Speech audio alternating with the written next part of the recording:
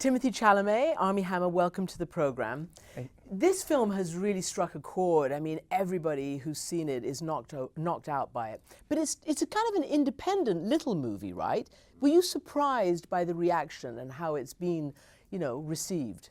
Well, I definitely didn't go into the movie thinking that it would be sort of ubiquitously accepted and celebrated like this. I mean, it's a beautiful script, but it's also it's very much an indie movie. We shot it for almost nothing in a little tiny town in the countryside of Italy that was gorgeous, but it just felt more like a passion project and a labor of love. It wasn't anything that anyone was expecting to blow up, and now that it's been so, wonderfully received, especially considering how much of our, blood, sweat, and tears we put into it, it feels really nice. Timothy, what about you? How do you account for how it's resonated? I guess there's no formula to people ever to knowing why people like things, but similar to what Armie just said, even in my short experience so far, I've been a part of a lot of indies that just don't get seen or don't get the distribution for the possibility to be seen. So I don't know what it is with this. It can't be discounted that there really was like a fan base for the book already, Andre Osman's novel that came out in 2007. So that was a part of it, and also I think it's just the right time for a uncynical, unabashed, pure celebration of love and all the sorrow that comes with it, but a lack of gross, dark subject matter for the sake of being cynical. That is a really good way to put it, because I think everybody has relished exactly what you've just said, the lack of cynicism and the pure beauty, not just visually, but also in terms of the characters. So the characters, you were a 17-year-old, you were a 20-year-old graduate student and working for your father during the summer. How did it come about? I mean, you are two straight guys playing gay guys how did that happen? Was it the director? Did he throw you in at the deep end? How did you create that chemistry?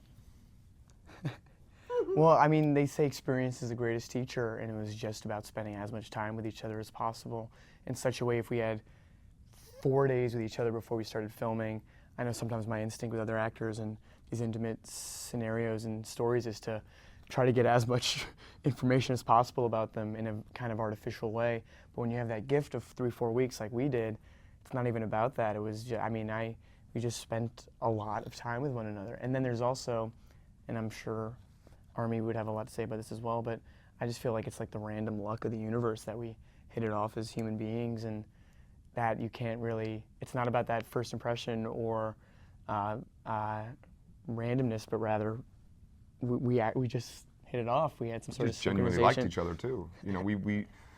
Our relationship really kind of grew really analogously to how the film worked. I showed up and he had been in the small town of Crema where we shot it for weeks at that point, familiarizing himself with the place, So I showed up and we got on bicycles and we rode around, and he said, that's a great place to get coffee. That's where you want to go get gelato. That's where they have great pizza there. And we just spent a lot of time together. And the film was all about you guys on bicycles as well. Yes, yeah, exactly. Yeah.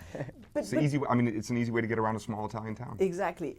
But what did the director Luca? What did he do to make you comfortable with these scenes? He didn't treat anything preciously. It wasn't like, on days where we were riding bikes, he would come up to us and go, okay, don't forget, tomorrow we have to do a scene with nudity, and you guys are going to have a love scene, so don't forget. Every scene was dealt with in sort of this wonderfully sort of like languorous, beautiful Mediterranean style, where it was just a relaxed enjoyment of everything. Whether it was a scene where we were picking fruit off of a tree, that became the most enjoyable thing we could do. Or if it was a scene where we were going to be laying in bed, then that was the most enjoyable thing. Every single scene was celebrated in a way where, the same way that love is celebrated, and the fact that love is celebrated. Every scene felt like that. So he just made us comfortable. Is it a gay movie? Is it about, your characters, we think that you're gay, but towards the end of the film, I don't want to make a spoiler alert, everybody's seen it, and you call up and say that, in fact, you're engaged to be married to a woman you've been on and off dating, and we're not sure whether your character is gay. You have relations with girls in the movie. How would you describe the film? I think it's to each his own, and I think that goes for Elio and Oliver, but more importantly, I think it goes for the audience member. And I think it'd be fair for anybody to watch this movie and say it's a gay movie or a bisexual movie or a coming-of-age story or a coming-out story or a northern countryside in Italy summer movie, or a first romance. I don't know, I'm always careful with this movie, with any project I'm a part of. The art, for me, takes place in the head of the viewer, not on screen, so to each his own. One of the most arresting, dramatic speeches was your father. When Oliver leaves for the summer and you're left alone and you're very sad. I mean, your father's speech brings real tears to the eyes. Absolutely, yeah. In the speech, he's saying, you know, essentially live and let live, and accept the pain in your life and the sorrow, and that if you're feeling badly when you're grieving, whether that's for the loss of a romance or another human being, you're doing it perfectly. Pain is enough. You don't have to beat yourself up because of pain. That's a whole other layer that you don't need. That's how I always understood it. I mean, it is. It's incredibly timely. It is all about tolerance as well. And how do you think that, I mean, do you think this moment is a moment that needs to hear that message of pure tolerance? I think that is a message that is always timely. I think that's something that people can always stand to hear more of. I think that there's always a place for movies that are about love, which is love is love is love is love. And it should be celebrated in any form it kind of takes, especially if it's genuine and from the heart and beautiful. And to go back to Michael's speech, it's kind of that thing of, you know, don't cry because it's over, smile because it happened. And I think that that's a beautiful thing to remind people of. And I wonder whether you as guys also twig that he is basically telling you as a young man that it's okay to have feelings and it's okay to be emotional, because so many young boys are told, you know, be brave, stiff upper lip, Don't cry. don't cry, You know, yeah. Man, I love that you say that, and that's been one of my favorite things to hear in response to the movie, particularly about a young male character that is experiencing the spectrum of emotions like any human being, because I think it's a particularly like recent phenomenon, but like very American as well, that, like you said, it's supposed to be stiff upper lip or moodiness or like Brando or like alcoholism or whatever, you know, and that it's fine to just be. There's nothing wrong with that. If anything, one should embrace that. I want to get to the Me Too movement, because obviously, you know, Hollywood is the sort of crucible of what's going on in terms of women's rights and women's pushback against sexual abuse, harassment, and quid pro quo in your business. How has that affected both of you? And do you also believe that it is you guys who have to help us women? I think absolutely, and the importance of doing this interview with you as opposed to another journalist is not lost upon me. I went to the Golden Globes with my sister, and it was really great, like, as it relates to the second part of your question, as far as what's the guy's role in this? Beyond the importance of the movement independently, how does the guy fit in? And it was like an education, talking to her, and where she said, you know, you're part of this new wave. You're a new you're a millennial. You're the new generation. You have to be talking about this.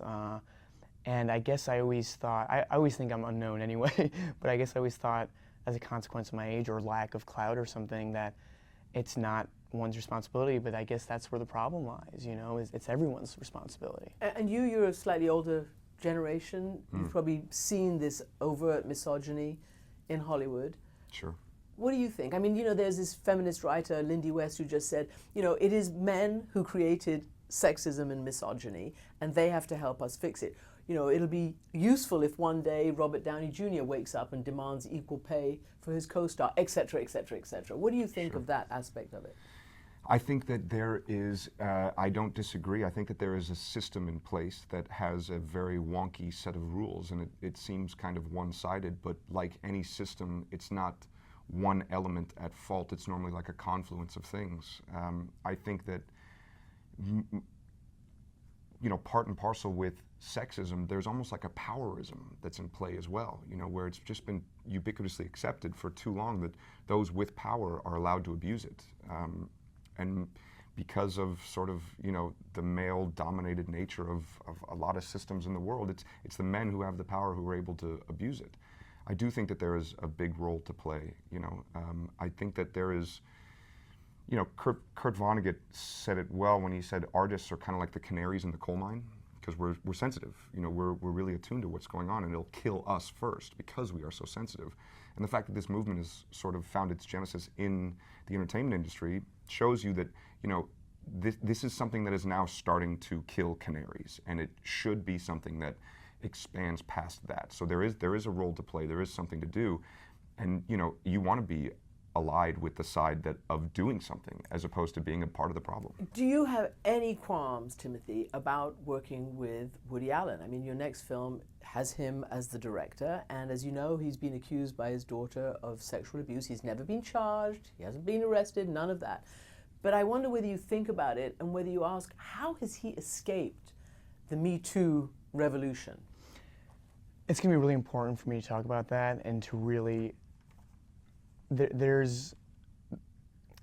I hesitate to talk about it right now because what I say it's only going to anger people. So when that film comes out, if it comes out, it's going to be really important to talk about, but that's not the time right now. And what's next on the horizon for you?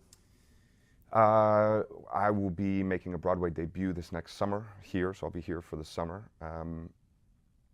Yeah, just trying to enjoy right now this process, this kind of crazy wave of Call Me by Your Name love that the film is getting. Trying to enjoy as much time with my family. Armie Hammer, Timothy Chalamet, thank you so much. Thank you. Very nice to talk to you.